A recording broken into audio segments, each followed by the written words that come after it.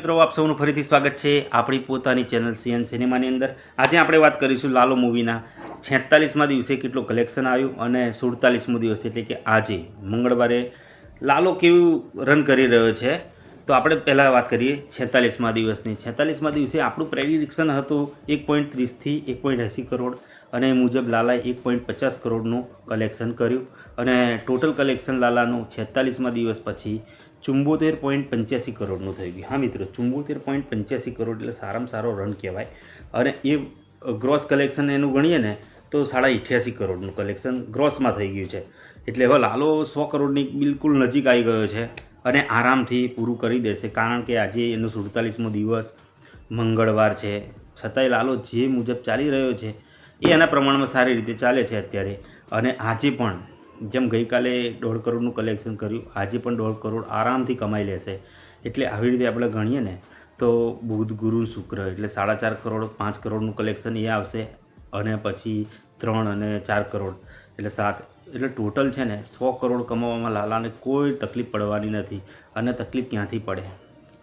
જ્યારે લાલો ખુદ મૂવીને ચલાવતો હોય તો તકલીફ આવવાની જ નથી, કારણ કે કૃષ્ણ સદા સહાય તે આમ શું કહેવાય, ગર્વની વાત છે આપણા માટે તો કે 100 કરોડ લાલો, કોઈ ગુજરાતી મૂવી ઇતિહાસની અંદર 100 કરોડ સુધી પહોંચ્યું નથી, પણ લાલો ચોક્કસથી અને ચોક્કસથી પહોંચશે।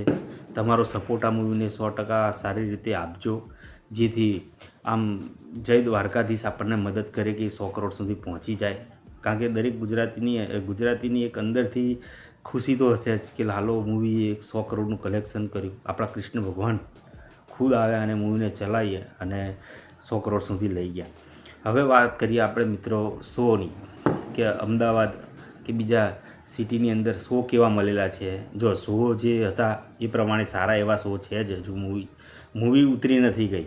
જે મૂવી જે શો ડિસ્ટ્રીબ્યુટરે રાખ્યા છે ને એ રાખી જ મૂક્યા છે, કારણ કે બીજી આમે કોઈ મૂવી ચાલતી નથી।